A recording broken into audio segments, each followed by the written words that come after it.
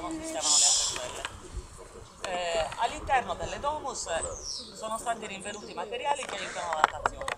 Ormai siamo in una fase in cui non c'è più bisogno del radiocarbonico per datare, ma basta tutto di ceramica. Qui andiamo dagli origini non sistemano le altre celle. All'interno delle domus